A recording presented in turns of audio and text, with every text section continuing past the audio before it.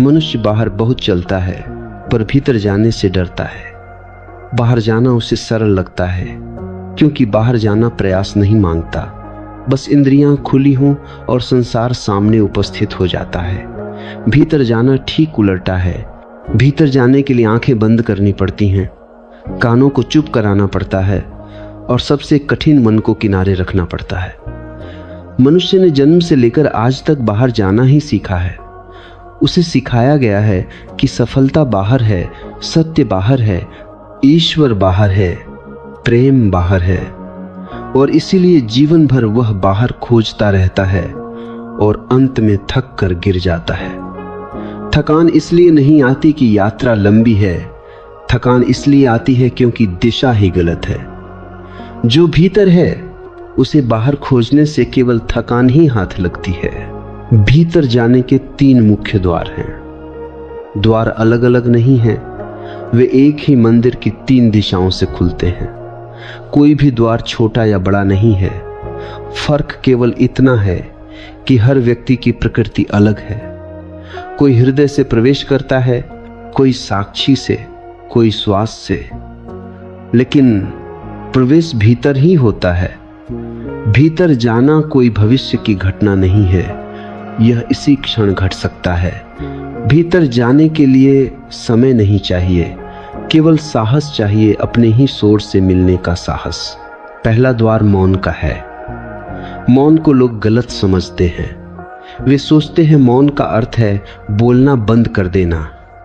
नहीं, बोलना बंद कर देना मौन नहीं है, वह केवल शोर का अभाव है। मौन का अर्थ है मन की आवाज का शांत हो जाना। बाहर का शोर तो फिर भी सहन हो सकता है, पर भीतर का शोर असहनीय होता है। विचारों की निरंतर रेलगाड़ी, स्मृतियां, कल्पनाएं, भय, आशाएं, ये सब मिलकर भीतर एक बाजार बना देते हैं। और जब बाजार लगा हो तब मंदिर कैसे दिखे? मौन कोई अभ्यास नहीं है, मौन एक समझ है। जब तुम यह देख लेते हो कि विचार तुम्हें कहीं नहीं ले जा रहे, जब तुम यह स्पष्ट अनुभव कर लेते हो कि सोच कर तुमने केवल पुराने घावों को ही कुरेदा है, तब एक दिन सोच अपने आप थक जाती है। मौन जबरदस्ती नहीं आता, मौन समझ से आता है। जैसे जब बच्चा बार बार आग को छूकर जलता है तो एक दिन आग को छूने का विचार ही गिर जाता है। कोई नियम नहीं बनाना पड़ता, कोई संकल्प नहीं लेना पड़ता। वैसे ही जब तुम देख लेते हो कि मन तुम्हें केवल अतीत और भविष्य में भटकाता है और वर्तमान से चुरा लेता है, तब धीरे धीरे मन की पकड़ ढीली पड़ने लगती है। इस मौन के द्वार पर कोई पहरेदार नहीं है, कोई तुमसे पूछने नहीं आएगा कि तुम योग्य हो या नहीं। मौन का द्वार सबके लिए खुला है, गरीब, अमीर, ज्ञानी, अज्ञानी, पापी, पुण्यात्मा। केवल एक बात चाहिए, देखने की ईमानदारी। जैसे ही तुम अपने भीतर के शोर को बिना जज किए देख लेते हो, जैसे ही तुम यह स्वीकार कर लेते हो कि हाँ, मेरे भीतर बहुत शोर है, उसी क्षण से मौन की प्रक्रिया शुरू हो जाती है। स्वीकार करना आधा मौन है। जब मन थोड़ा शांत होने लगता है तब एक अजीब सा भय उठता है। यह भय इसलिए नहीं कि कुछ गलत होने वाला है, बल्कि इसीलिए कि अब तक तुम शोर से ही अपनी पहचान बनाए हुए थे। तुम अपने विचारों को ही मैं समझ बैठे थे। जब विचार कम होते हैं तो मैं भी जैसे धुंधला पड़ने लगता है। यही वह क्षण है जहां अधिकतर लोग पीछे लौट जाते हैं। वे फिर से शोर पैदा कर लेते हैं। टीवी, मोबाइल, बातचीत, योजनाएं, क्योंकि शोर में मैं सुरक्षित लगता है, मौन में मैं पिघलने लगता है। लेकिन यदि तुम इस भय से भागे नहीं, यदि तुम इस खालीपन में थोड़ी देर ठहर गए, तो एक नया अनुभव जन्म लेता है साक्षी का। तुम देखते हो कि विचार आ रहे हैं और जा रहे हैं, पर तुम उनसे अलग हो।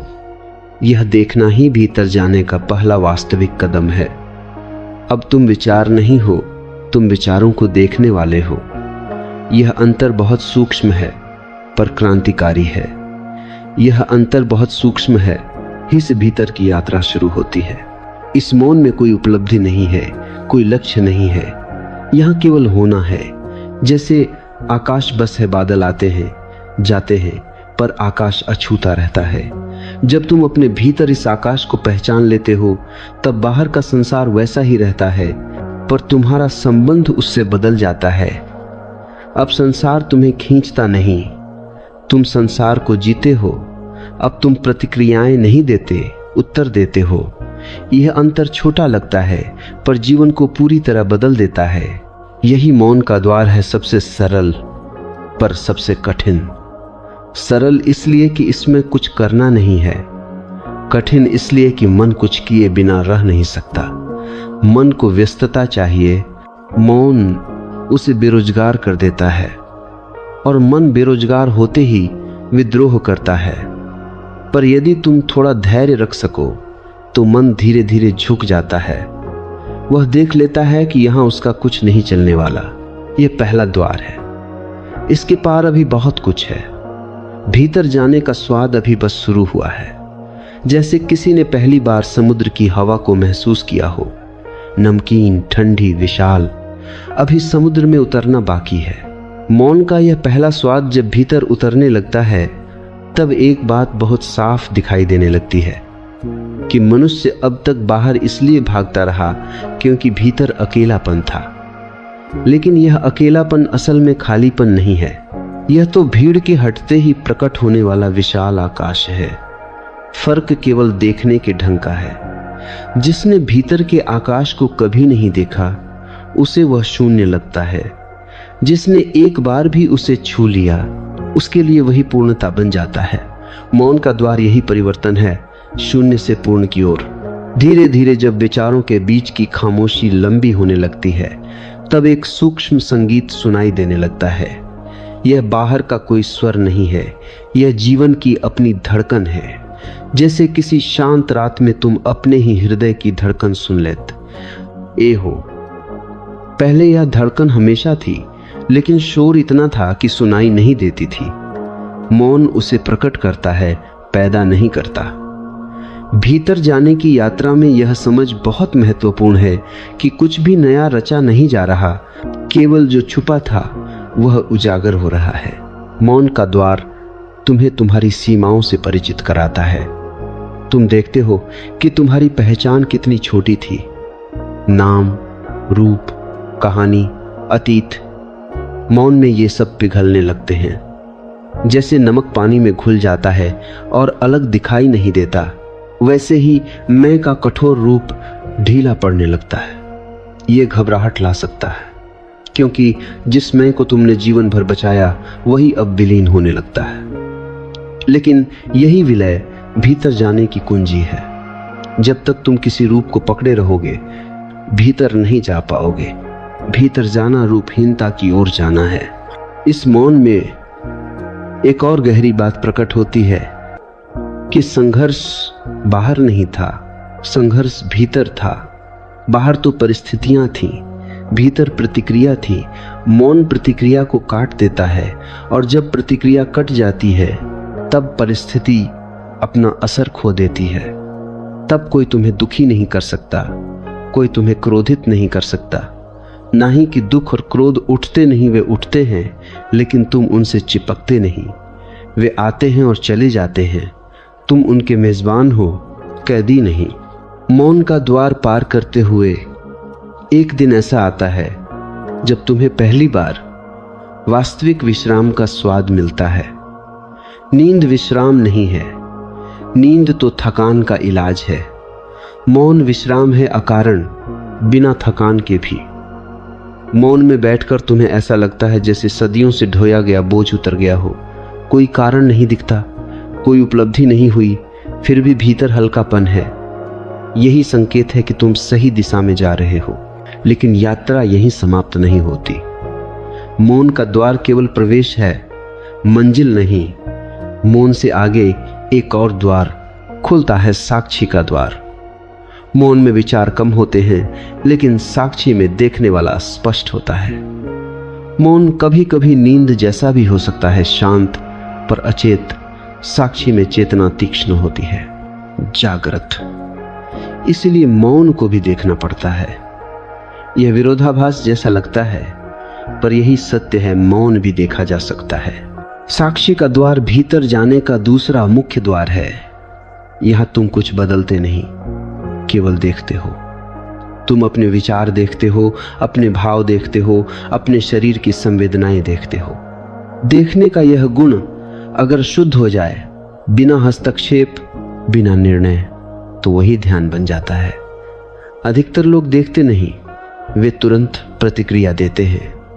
कोई विचार आया और तुम उससे जुड़ गए, कोई भावना उठी और तुम बह गए। साक्षी होना मतलब बहाव के किनारे खड़े होना। जब तुम क्रोध को देखते हो तब तुम क्रोध नहीं रहते। जब तुम भय को देखते हो तब तुम भय नहीं रहते। देखने और होने में फर्क है। यह फर्क भीतर जाने का दूसरा द्वार है। साक्षी तुम्हें धीरे धीरे यह अनुभव कराता है कि तुम शरीर नहीं हो, मन नहीं हो, भावना नहीं हो। तुम वह हो जो इन सबको देख रहा है। यह अनुभव किसी दर्शन की किताब से नहीं आता, यह प्रत्यक्ष अनुभूति है। साक्षी के मार्ग में सबसे बड़ी बाधा है सूक्ष्म अहंकार। मन कहता है, देखो मैं साक्षी बन रहा हूं। यही वाक्य साक्षी को बिगाड़ देता है। साक्षी में मैं नहीं होता। साक्षी तो बस देखना है। जैसे दर्पण देखता नहीं, प्रतिबिंब को बस प्रकट होने देता है। यदि दर्पण कहने लगे कि मैं देख रहा हूं, तो वह दर्पण नहीं रहा। इसलिए साक्षी में भी एक गहरी विनम्रता चाहिए। कोई उपलब्धि का भाव नहीं, कोई विशेष होने का भाव नहीं। जितना साधारण तुम रह सको, उतना गहरा साक्षी उतरता है। भीतर जाने की यात्रा में साधारण होना सबसे बड़ा चमत्कार है। असाधारण बनने की चाह ही बाहर की दौड़ है। साक्षी का द्वार तुम्हें एक नई स्वतंत्रता देता है, भीतर की स्वतंत्रता। अब तुम परिस्थितियों के गुलाम नहीं रहते। दुख आता है, तुम देखते हो। सुख आता है, तुम देखते हो। दोनों तुम्हें छूते हैं पर बांधते नहीं। यही वह अवस्था है जहां जीवन पहली बार उत्सव जैसा लगता है, बिना कारण, बिना अपेक्षा। यह अभी दूसरे द्वार की शुरुआत है। इसके पार अभी तीसरा द्वार है, सबसे सूक्ष्म, सबसे गहरा। लेकिन वहां पहुंचने से पहले साक्षी में स्थिर होना आवश्यक है। जैसे कोई पेड़ बिना जड़ों के ऊंचा नहीं उठ सकता, वैसे ही तीसरे द्वार के लिए साक्षी की जड़ें चाहिए। साक्षी में जैसे जैसे स्थिरता आती है, वैसे वैसे एक सूक्ष्म परिवर्तन घटित होता है। पहले तुम विचारों को देखते थे जैसे बाहर से कोई चलचित्र चल रहा हो। अब तुम यह भी देखने लगते हो कि देखने वाला स्वयं भी बदल रहा है। यह बहुत नाजुक बिंदु है। यह बहुत से साधक भ्रमित हो जाते हैं। उन्हें लगता है कि अब कुछ असाधारण घट रहा है, कोई विशेष अवस्था आ गई है। लेकिन यही मान लेना सबसे बड़ी बाधा बन जाता है। भीतर जाने की यात्रा में हर विशेषता का भाव बाहर की ओर ले जाता है। भीतर का रास्ता अत्यंत साधारण है, इतना साधारण कि मन उसे स्वीकार नहीं कर पाता। साक्षी जब गहराता है, तब देखने और देखे जाने के बीच की दूरी घटने लगती है। पहले विचार थे और तुम थे, फिर केवल देखना बचता है। यह देखना किसी के द्वारा किया गया कर्म नहीं है, यह एक स्वाभाविक घटना है। जैसे नदी बहती है, वैसे ही देखना घटित होता है। इस अवस्था में प्रयास पूरी तरह गिर जाता है। यदि प्रयास है तो अभी भी मन मौजूद है, और जहां मन है वहां तीसरा द्वार नहीं खुल सकता। तीसरा द्वार सबसे अधिक गलत समझा गया द्वार है। लोग उसे किसी रहस्य, किसी शक्ति, किसी सिद्धि से जोड़ देते हैं, जबकि तीसरा द्वार किसी उपलब्धि का द्वार नहीं है। यह तो पूर्ण समर्पण का द्वार है। यहां न तो मौन साधा जाता है, न साक्षी बनाया जाता है। यहां केवल छोड़ देना होता है। यह द्वार हृदय का है, लेकिन भावुक हृदय का नहीं, बल्कि उस गहरे हृदय का जहां मैं पूरी तरह पिघल जाता है। जब साक्षी स्थिर हो जाता है, तब एक दिन अचानक यह बोध आता है कि देखने वाला भी एक सूक्ष्म आवरण था। अभी तक तुम कहते थे मैं देख रहा हूं, अब यह मैं भी गिरने लगता है, और जब मैं गिरता है तब केवल होना बचता है। यह अवस्था शब्दों में नहीं समा सकती, क्योंकि शब्द हमेशा किसी कहने वाले को मानकर चलते हैं। यहाँ कोई कहने वाला नहीं, कोई सुनने वाला नहीं, केवल अनुभव है। यह तीसरा द्वार प्रेम का द्वार है, लेकिन प्रेम जैसा संसार समझता है वह नहीं। यह प्रेम किसी के लिए नहीं है, यह प्रेम स्वयं अस्तित्व का गुण है। जैसे फूल से सुगंध आती है, वैसे ही इस अवस्था से प्रेम बहता है। तुम किसी से प्रेम नहीं करते, प्रेम तुमसे होकर बहता है। यही कारण है कि इस अवस्था में करुणा स्वाभाविक हो जाती है। तुम किसी पर दया नहीं करते, दया घटित होती है। इस द्वार पर पहुंचने से पहले मन अंतिम चाल चलता है। वह कहता है, अब तो मैं बहुत आगे आ गया हूं, अब तो मैं मुक्त होने वाला हूं। यही अंतिम जाल है। तीसरे द्वार पर पहुंचने के लिए मुक्त होने वाला मैं भी छोड़ना पड़ता है। जब मुक्त होने वाला कोई नहीं बचता, तभी मुक्ति घटती है। यह विरोधाभास मन को पागल कर देता है, लेकिन सत्य हमेशा विरोधाभासी लगता है। तीसरे द्वार पर कोई अनुभव जमा करने के लिए नहीं है। यहाँ कोई स्मृति नहीं बनती, इसीलिए जो यहाँ से गुजर जाता है वह बहुत शांत हो जाता है। वह प्रचार नहीं करता, वह घोषणा नहीं करता, क्योंकि उसके पास कहने को कुछ नहीं बचता। उसने जान लिया है कि जो कहा जा सकता है वह सत्य नहीं है, और जो सत्य है वह कहा नहीं जा सकता। इस अवस्था में जीवन पूरी तरह बदल जाता है, लेकिन बाहर से कोई बड़ा बदलाव दिखाई नहीं देता। वही शरीर, वही संसार, वही कार्य, पर भीतर सब कुछ अलग है। अब जीवन बोझ नहीं है, अब जीवन प्रश्न नहीं है, अब जीवन उत्तर भी नहीं है, अब जीवन उत्सव है। बिना का रण, बिना उद्देश्य, जैसे बच्चे का खेल। खेल में कोई अर्थ नहीं खोजा जाता, खेल स्वयं ही पर्याप्त होता है। तीसरे द्वार से भीतर जाने के बाद लौटने जैसा कुछ नहीं रहता, क्योंकि अब भीतर और बाहर का भेद ही गिर जाता है। अब जो बाहर है वही भीतर है। अब संसार और आत्मा दो नहीं रह जाते। यही वह बिंदु है जहां खोज समाप्त होती है। खोज समाप्त होते ही जीवन शुरू होता है। लेकिन यह याद रखना, तीन द्वार अलग अलग नहीं हैं, वे एक ही यात्रा के तीन पड़ाव हैं। कभी कभी कोई व्यक्ति मौन से सीधे हृदय में गिर जाता है, कभी कोई साक्षी से। रास्ते अलग लगते हैं, मंजिल एक ही है, और वह मंजिल कहीं दूर नहीं है, वह तुम्हारे ठीक इसी क्षण में उपस्थित है। भीतर जाने का अर्थ कहीं और जाना नहीं है, भीतर जाने का अर्थ है यहीं पूरी तरह उपस्थित होना। जब तुम पूरी तरह यहां हो, तब भीतर अपने आप खुल जाता है। तीनों द्वार वास्तव में एक ही द्वार के तीन नाम हैं: जागरूकता, समर्पण, प्रेम। जब तीसरे द्वार की झलक भी भीतर उतर जाती है, तब एक गहरी शांति जन्म लेती है। ऐसी शांति जो किसी प्रयास से नहीं आती, जिसे साधा नहीं गया है, जो अचानक प्रकट हुई है, जैसे बरसों से वहीं खड़ी थी और तुमने पहली बार उसे देख लिया हो। यह शांति सुस्ती नहीं है, यह नींद नहीं है।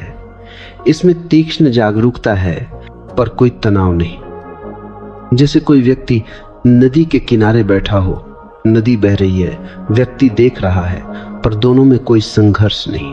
अब भीतर जाने की यात्रा किसी मार्ग की तरह नहीं लगती, बल्कि घर लौटने जैसी लगती है। बाहर जाना हमेशा थकाता है, भीतर लौटना विश्राम देता है। और यह विश्राम कोई विराम नहीं है, यह निरंतरता है। इस निरंतरता में जीवन बहता रहता है, घटनाएं घटती रहती हैं, लोग आते जाते रहते हैं, पर भीतर कुछ नहीं हिलता। भीतर एक स्थिर केंद्र स्थापित हो जाता है। यही वह केंद्र है जिसे सदियों से तमा, साक्षी, तुरीय या मौन कहा गया है। नाम बदलते रहे, अनुभव वही रहा। इस बिंदु पर एक और भ्रांति टूटती है कि भीतर जाना मतलब संसार छोड़ देना।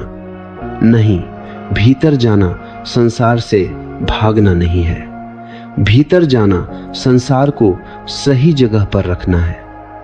जब तक भीतर नहीं जाओगे तब तक संसार तुम्हारे सिर पर सवार रहेगा। भीतर जाते ही संसार तुम्हारे पैरों में उतर आता है। तब तुम संसार में रहते हो पर संसार तुम्हारे भीतर नहीं घुसता। यह फर्क बहुत सूक्ष्म है पर यही मुक्ति है। 3 द्वारों की यह यात्रा वास्तव में 3 अवस्थाओं की समझ है। पहले तुम शोर में जीते हो, फिर मौन में ठहरना सीखते हो, फिर तुम देखने लगते हो और अंत में तुम केवल हो जाते हो। होना यह सबसे कठिन शब्द है क्योंकि मन हर शब्द को पकड़कर कुछ बनाना चाहता है, पर होना कुछ बनना नहीं है। होना तो पहले से है, तुम केवल उसे पहचानते हो। जब यह पहचान घटती है तब जीवन में कोई विशेष चमक नहीं दिखाई देती, कोई चमत्कार नहीं घटता। चमत्कार केवल इतना है कि अब दुख में भी गहराई है और सुख में भी सादगी। अब दुख शत्रु नहीं लगता, सुख लक्ष्य नहीं लगता। दोनों आते हैं और चले जाते हैं, तुम उनके पार खड़े रहते हो। यह पार खड़ा रहना ही भीतर जाना है। अब ध्यान कोई अभ्यास नहीं रह जाता। चलना ध्यान बन जाता है, बोलना ध्यान बन जाता है, चुप रहना ध्यान बन जाता है, क्योंकि अब भीतर बाहर का विभाजन गिर चुका है। तुम कहीं भी हो, भीतर ही हो। बाहर केवल स्थान बदलता है, भीतर वही रहता है। यही वह अवस्था है जहां जीवन पहली बार पूर्ण लगता है, किसी उपलब्धि के कारण नहीं बल्कि किसी कमी के अभाव के कारण। 3 द्वारों की यह पूरी प्रक्रिया किसी क्रम में भी घट सकती है और अचानक भी। कभी कोई व्यक्ति वर्षों मौन में रहता है और फिर साक्षी खुलता है। कभी कोई अचानक प्रेम में गिरता है और तीसरा द्वार खुल जाता है और मौन व साक्षी अपना आप साथ आ जाते हैं। जीवन गणित नहीं है। भीतर जाने की यात्रा भी नियमों से नहीं चलती, यह केवल ईमानदारी से चलती है। यदि तुम ईमानदार हो अपने अनुभव के प्रति, यदि तुम यह स्वीकार कर सकते हो कि तुम नहीं जानते, तो तीनों द्वार तुम्हारे लिए खुले हैं। ज्ञान बाधा बनता है, न जानना सहायक होता है। जिसने कहा मैं जानता हूं, उसने द्वार बंद कर लिए। जिसने कहा मैं नहीं जानता, उसके लिए द्वार अपने आप खुलने लगते हैं। इस पूरी यात्रा में गुरु कोई बाहर का व्यक्ति नहीं है। बाहर का व्यक्ति केवल संकेत दे सकता है, द्वार की ओर इशारा कर सकता है। भीतर प्रवेश तुम्हें ही करना है और भीतर प्रवेश करने के लिए तुम्हें अपने ही हाथ से अपने बोझ रखने पड़ते हैं। कोई दूसरा तुम्हारे लिए यह काम नहीं कर सकता। अंत में एक बात बहुत स्पष्ट हो जाती है कि भीतर जाने के 3 द्वार कोई रहस्य नहीं थे। वे इतने साधारण थे कि मन ने उन्हें नजरअंदाज कर दिया। मौन, साक्षी और समर्पण, ये 3 शब्द जितने सीधे हैं उतने ही गहरे हैं। इन्हें समझना नहीं है, जीना है। समझना बाहर का काम है, जीना भीतर का। जब तुम जीने लगते हो तब भीतर और बाहर का प्रश्न ही समाप्त हो जाता है। तब केवल जीवन बचता है, पूरा, सघन, जीवंत। और वही जीवन ध्यान है, वही जीवन सत्य है। जब भीतर का पहला स्वाद आ जाता है तब मनुष्य एक अजीब दुविधा में फंसता है। एक ओर बाहर की पुरानी आदतें हैं, दूसरी ओर भीतर की नई सुगंध। बाहर की आदतें शोर मचाती हैं, काम, संबंध, अपेक्षाएं, डर, महत्वाकांक्षा, और भीतर की सुगंध बहुत सूक्ष्म होती है, लगभग फुसफुसाहट जैसी। यदि तुम सजग न रहो तो बाहर का शोर भीतर की आवाज को दबा देता है। इसीलिए भीतर जाने के बाद भी जागरूकता की आवश्यकता समाप्त नहीं होती, बल्कि और गहरी हो जाती है। अब तुम्हें यह देखना पड़ता है कि भीतर की शांति को तुम कैसे खो देते हो। कोई व्यक्ति को छ कह देता है और शांति चली जाती है। कोई घटना घट जाती है और भीतर फिर से हलचल शुरू हो जाती है। यहाँ बहुत स्पष्ट हो जाता है कि शांति बाहर से नहीं आती और अशांति भी बाहर से नहीं आती। बाहर केवल घटनाएं हैं, भीतर प्रतिक्रिया है। और जब यह साफ दिखाई देने लगता है तब भीतर जाने की यात्रा एक नई दिशा लेती है। अब तुम प्रतिक्रिया को देखना शुरू करते हो। यह देखना बहुत सूक्ष्म है। क्रोध उठता है और तुम तुरंत उसे सही ठहराने लगते हो। भय उठता है और तुम भविष्य की कहानियां बुनने लगते हो। दुख आता है और तुम अतीत में उतर जाते हो। अब तक तुम इन सब के साथ बह जाते थे, अब तुम इन्हें देखते हो और यह देखना ही धीरे धीरे तुम्हें उनसे मुक्त करता है। मुक्त होने का अर्थ यह नहीं कि वे कभी उठेंगे नहीं। मुक्त होने का अर्थ है कि वे तुम्हारे स्वामी नहीं रहेंगे। भीतर जाने का दूसरा गहरा आयाम यही है स्वतंत्रता। बाहरी स्वतंत्रता की बातें बहुत की जाती हैं, पर भीतर स्वतंत्र न हो तो बाहर की स्वतंत्रता भी बोझ बन जाती है। भीतर स्वतंत्रता का अर्थ है कोई भी भावना आए तुम्हें बांध न सके। तुम उसके साथ पूरी तरह उपस्थित रहो पर खो न जाओ। यह संतुलन साधना नहीं है, यह समझ से आता है। जो व्यक्ति सच में भीतर उतरता है वह कभी यह घोषणा नहीं करता कि वह भीतर उतर गया है, क्योंकि भीतर उतरते ही घोषणा करने वाला कोई बचता ही नहीं। यह बात समझने की नहीं, अनुभव करने की है। जैसे कोई व्यक्ति गहरी नींद से जागता है, वह यह घोषणा नहीं करता कि मैं सोया हुआ था। उसे पता है बस। धीरे धीरे भीतर एक और बात स्पष्ट होने लगती है कि तुम जीवन को नियंत्रित करने की कोशिश कर रहे थे, और नियंत्रण ही सबसे बड़ा तनाव है। भीतर जाने का अर्थ है नियंत्रण छोड़ना। नियंत्रण छोड़ते ही भय उठता है, क्योंकि अब तक तुम्हें लगता था कि नियंत्रण के बिना सब बिखर जाएगा। लेकिन जैसे ही नियंत्रण ढीला पड़ता है, तुम देखते हो कि जीवन अपने आप बहुत सुंदर ढंग से बह रहा है। तुम्हारे हस्तक्षेप ने ही उसे विकृत किया था। यह छोड़ना कोई एक बार की घटना नहीं है, यह हर क्षण घटता है। हर क्षण तुम या तो पकड़े रहते हो या छोड़ते हो, और जब छोड़ना स्वाभाविक हो जाता है तब तीसरा द्वार धीरे धीरे स्थायी रूप लेने लगता है। अब यह कोई झलक नहीं रहती, यह जीवन की पृष्ठभूमि बन जाता है। इस पृष्ठभूमि में प्रेम अपने आप बहने लगता है। यह प्रेम किसी को पाने के लिए नहीं है, किसी को बदलने के लिए नहीं है। यह प्रेम केवल देने के लिए भी नहीं है। यह प्रेम बस है। जैसे सूर्य प्रकाश देता है, वैसे ही यह प्रेम फैलता है। और जहां प्रेम है वहां संघर्ष टिक नहीं सकता। अब तुम्हारे संबंध बदलने लगते हैं। पहले तुम दूसरों से कुछ चाहते थे, सम्मान, प्रेम, सुरक्षा। अब तुम उनके साथ होने का आनंद लेने लगते हो। चाहना गिर जाती है, बांटना बचता है, और जब चाहना गिर जाती है तब दुख का कारण भी गिर जाता है, क्योंकि दुख हमेशा चाहना से पैदा होता है, जो नहीं मिला, जो चला गया, जो बदल गया। भीतर जाने का यह चरण बहुत शांत लगता है, लेकिन यह निष्क्रिय नहीं है। भीतर स्थिरता है, बाहर क्रिया है। अब तुम कार्य करते हो पर कर्ता नहीं बनते। काम होता है पर अहंकार नहीं जुड़ता। यह अवस्था बहुत दुर्लभ है, लेकिन असंभव नहीं। हर मनुष्य के भीतर इसकी संभावना मौजूद है। यहां आकर एक और भ्रम टूटता है कि ध्यान का अर्थ संसार से अलग बैठना है। नहीं, ध्यान का अर्थ है संसार में रहते हुए भी भीतर जुड़े रहना। तुम बाजार में हो पर भीतर मौन है। तुम भीड़ में हो पर भीतर अकेलापन नहीं है। अकेलापन नहीं, एकांत है। अकेलापन खाली करता है, एकांत भर देता है। इस एकांत में तुम्हें पहली बार अपना वास्तविक चेहरा दिखाई देता है। वह चेहरा जो समाज ने नहीं दिया, जो नाम से नहीं बना, जो भूमिका से नहीं आया। यह चेहरा कोई आकृति नहीं है, यह एक अनुभूति है, स्वतंत्र, खुली, भय मुक्त। और जब तुम इसे पहचान लेते हो तब तुम किसी और की नकल नहीं कर सकते। तब तुम्हारा जीवन स्वयं एक उत्तर बन जाता है।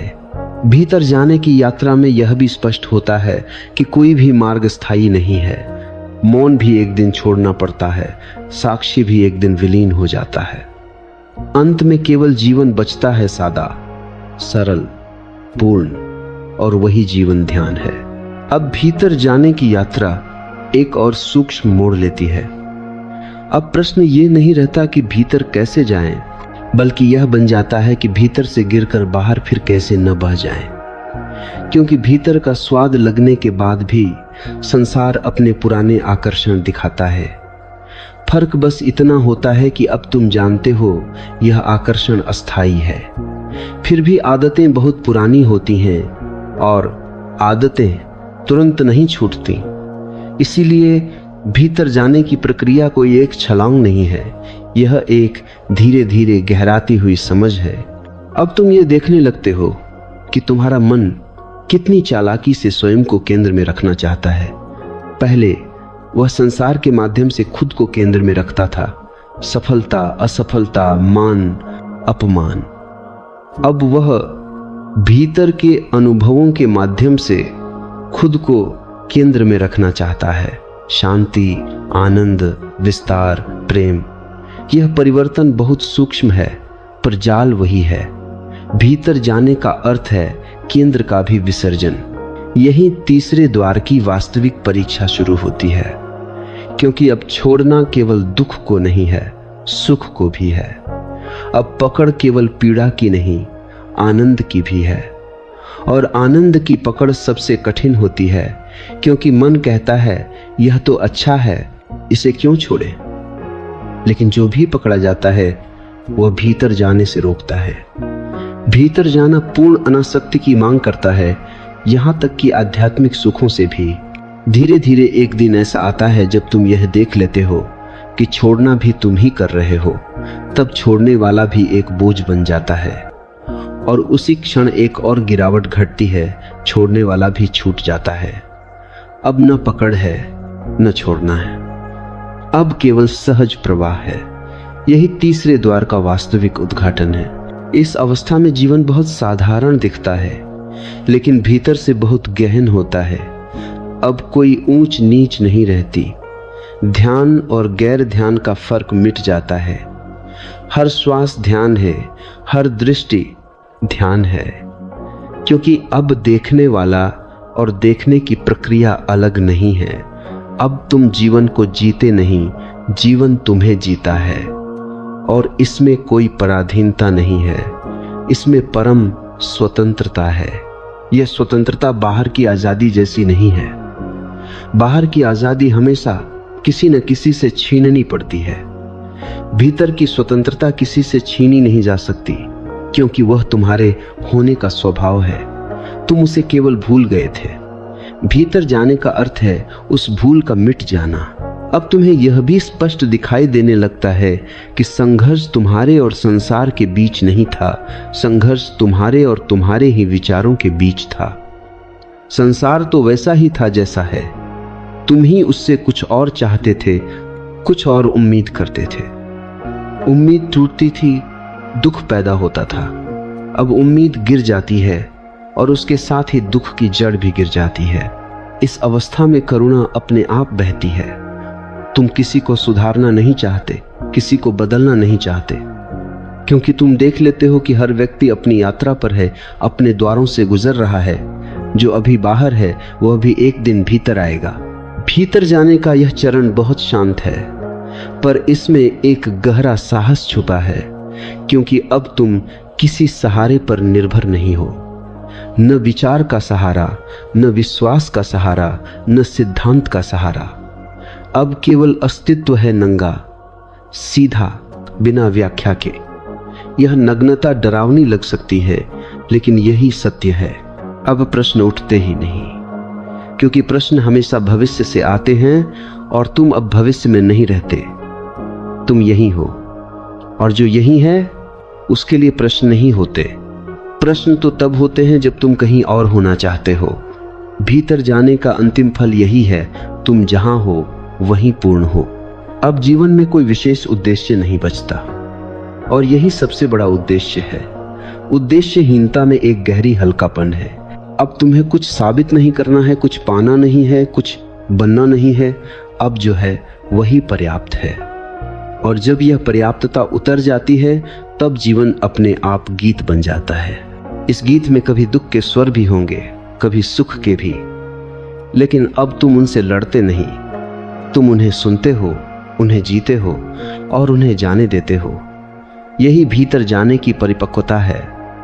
भीतर जाना कोई पलायन नहीं है, यह जीवन के प्रति पूर्ण हाँ है। अब तीसरे द्वार के पार कोई चौथा द्वार नहीं है, क्योंकि अब द्वार और मंजिल का भेद मिट गया है।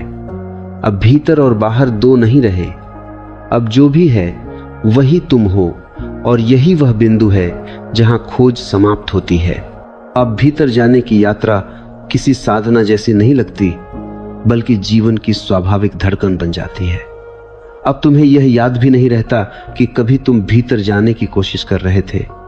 कोशिश शब्द ही गिर जाता है, क्योंकि जहां कोशिश है वहां अभी दूरी है। अब दूरी मिट चुकी है। अब भीतर कोई जगह नहीं है जहां पहुंचना है, और बाहर कोई जगह नहीं है जहां से भागना है। अब जो है वही है। इस अवस्था में एक बहुत गहरी शांति उतरती है, लेकिन यह शांति स्थिर नहीं है, जड़ नहीं है। इसमें गति है, प्रवाह है, नृत्य है। जैसे समुद्र शांत भी है और लहरों से भरा भी। पहले तुम लहरों से डरते थे, अब तुम जानते हो कि लहरें समुद्र का ही रूप हैं। अब कोई विरोध नहीं बचता। विरोध समाप्त होते ही ऊर्जा मुक्त हो जाती है। अब तुम यह भी देख पाते हो कि पहले तुम्हारा जीवन प्रतिक्रिया में बीत रहा था। कोई कुछ करता था, तुम प्रतिक्रिया देते थे। कोई कुछ कहता था, तुम प्रतिक्रिया देते थे। अब प्रतिक्रिया की जगह उत्तर आता है। प्रतिक्रिया अंधी होती है, उत्तर जागरूक होता है। प्रतिक्रिया अतीत से आती है, उत्तर वर्तमान से। यही भीतर जाने का एक बहुत स्पष्ट संकेत है। अब तुम्हारे उत्तर वर्तमान से उठते हैं, स्मृति से नहीं। अब तुम यह भी अनुभव करते हो कि समय का दबाव समाप्त हो गया है। पहले समय हमेशा कम लगता था। कल करना है, परसों पहुंचना है, भविष्य बनाना है। अब समय खुल जाता है। अब हर क्षण पूरा है। तुम घड़ी देखते हो, लेकिन घड़ी तुम्हें नहीं देखती। समय तुम्हारा स्वामी नहीं रहता, वह तुम्हारा साथी बन जाता है। इस अवस्था में भय बहुत गहराई से गिरता है, क्योंकि भय हमेशा भविष्य से जुड़ा होता है। क्या होगा, क्या नहीं होगा। जब तुम भविष्य में नहीं रहते, भय का आधार ही गिर जाता है। इसका अर्थ यह नहीं कि सावधानी नहीं रहती। सावधानी रहती है, लेकिन डर नहीं रहता। सावधानी बुद्धि की स्पष्टता है, डर मन की बीमारी है। अब भीतर एक गहरी मित्रता पैदा होती है अपने ही अस्तित्व के साथ। पहले तुम अपने ही खिलाफ थे। तुम खुद को बदलना चाहते थे, सुधारना चाहते थे, किसी और जैसा बनना चाहते थे। अब यह संघर्ष समाप्त हो जाता है। अब तुम स्वयं के साथ सहज हो जाते हो, और जिस दिन मनुष्य स्वयं के साथ सहज हो जाता है, उसी दिन वह संसार के साथ भी सहज हो जाता है। इस सहजता में जीवन बहुत सरल हो जाता है। सरलता का अर्थ गरीबी नहीं है, सरलता का अर्थ है अनावश्यक का गिर जाना। अब तुम कम बोलते हो, पर जो बोलते हो वह सच्चा होता है। अब तुम कम करते हो, पर जो करते हो वह पूरा होता है। अब तुम्हारा जीवन फैलता नहीं, गहराता है। भीतर जाने का यह चरण बहुत शांत दिखता है, लेकिन इसमें एक गहरी जीवंतता है। अब तुम छोटी छोटी चीजों में भी आनंद अनुभव करते हो। सूरज की रोशनी, हवा का स्पर्श, किसी का मौन। पहले ये सब वहां थे, लेकिन तुम वहां नहीं थे। अब तुम वहां हो, इसलिए सब कुछ अर्थपूर्ण हो जाता है। अब तुम्हें यह भी साफ दिखाई देता है कि जीवन में कोई भी व्यर्थ नहीं है। हर अनुभव, हर भूल, हर गिरावट तुम्हें यहीं लाने के लिए थी। अब पछतावा भी गिर जाता है, क्योंकि पछतावा अतीत से लड़ना है, और तुम अब लड़ते नहीं। तुम स्वीकार करते हो, और स्वीकार में एक गहरी शांति है। अब भीतर का केंद्र इतना मजबूत हो जाता है कि बाहर की आंधियां तुम्हें हिला नहीं पाती। दुख आता है पर टूटन नहीं आती। चुनौती आती है पर भय नहीं आता, क्योंकि अब तुम्हें पता है जो भी आता है वह जाएगा, और जो नहीं जाता वही तुम हो। इस बिंदु पर जीवन एक प्रार्थना बन जाता है। बिना शब्दों के तुम मंदिर जाओ या ना जाओ, फर्क नहीं पड़ता। अब हर कदम मंदिर है, हर श्वास प्रार्थना है, क्योंकि भीतर और बाहर का भेद मिट चुका है। अब तुम यह भी समझते हो कि भीतर जाने के 3 द्वार कोई तकनीक नहीं थे, वे तुम्हारी ही तैयारी के 3 स्तर थे। मौन ने तुम्हें शोर से मुक्त किया, साक्षी ने तुम्हें पहचान से मुक्त किया, और समर्पण ने तुम्हें स्वयं से भी मुक्त कर दिया। और जब स्वयं से भी मुक्ति हो जाती है, तब केवल जीवन बचता है निर्मल, खुला, अनंत। यहीं आकर शब्द भी थक जाते हैं, क्योंकि अब जो है उसे कहा नहीं जा सकता। कहा जा सकता है तो बस इतना कि खोज पूरी हुई, लेकिन पूरी हुई इसलिए नहीं कि कुछ मिला, बल्कि इसलिए कि खोजने वाला गिर गया। अब न भीतर है न बाहर है, अब केवल होना है। इस अवस्था में सबसे बड़ा परिवर्तन यह होता है कि तुम अब समय में नहीं जीते। घड़ी चलती रहती है, कैलेंडर बदलता रहता है, पर तुम्हारा होना समय से बाहर हो जाता है। तुम भविष्य की चिंता नहीं करते, क्योंकि अब कोई मैं नहीं है जिसे भविष्य सुरक्षित करना हो। तुम अतीत का बोझ नहीं ढोते, क्योंकि अब कोई मैं नहीं है जिसे स्मृतियों से पहचान बनानी हो। यह कालातीतता भीतर जाने का सबसे शांत, सबसे गहरा फल है।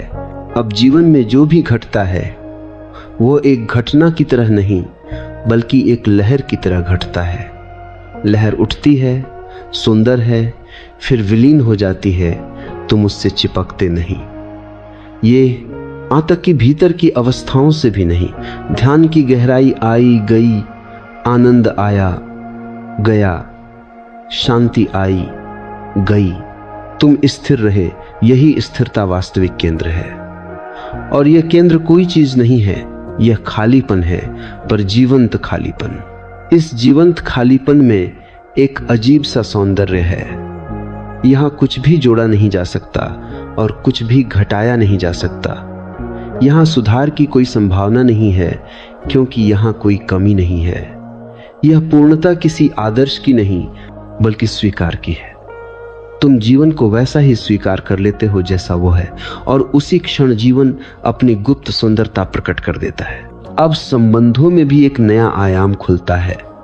तुम अब किसी से कुछ लेने नहीं जाते। तुम किसी से जुड़ते हो, पर निर्भर नहीं होते। निर्भरता का अर्थ था डर, और डर के साथ प्रेम कभी शुद्ध नहीं हो सकता।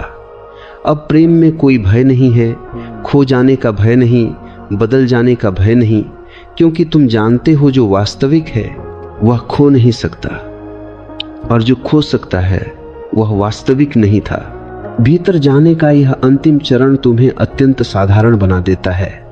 तुम किसी विशेष वस्त्र में नहीं दिखते, किसी विशेष भाषा में नहीं बोलते, किसी विशेष आचरण का प्रदर्शन नहीं करते। तुम बस हो जैसे कोई वृक्ष है, जैसे कोई नदी है। और यही साधारणता सबसे बड़ी आध्यात्मिक परिपक्वता है, क्योंकि अब तुम जीवन के विरुद्ध नहीं हो, जीवन के साथ हो। यहाँ आकर कोई उपदेश देने की इच्छा नहीं रहती, क्योंकि तुम जानते हो हर उपदेश बाहर का है। भीतर का मार्ग केवल आमंत्रण से खुलता है। यदि कोई पूछता है तो तुम मौन से उत्तर देते हो। यदि कोई समझता है तो शब्द अनावश्यक हो जाते हैं, और यदि कोई नहीं समझता तो भी कोई समस्या नहीं है। अस्तित्व को कोई जल्दी नहीं है। 3 द्वारों की यह पूरी यात्रा अंततः एक ही बात पर समाप्त होती है कि भीतर जाना कोई विशेष साधना नहीं है, बल्कि जीवन को बिना विरोध के जीना है। जैसे ही विरोध गिरता है, भीतर प्रकट हो जाता है। जैसे ही अपेक्षा गिरती है, शांति प्रकट हो जाती है। जैसे ही मैं गिरता है, सत्य प्रकट हो जाता है। अब कोई द्वार नहीं बचता, क्योंकि अब कोई बाहर नहीं बचा। भीतर और बाहर का विभाजन केवल मन की रचना था। जब मन शांत हुआ, विभाजन भी शांत हो गया। अब जो है वही है, और वही पर्याप्त है। यही भीतर जाने का सार है।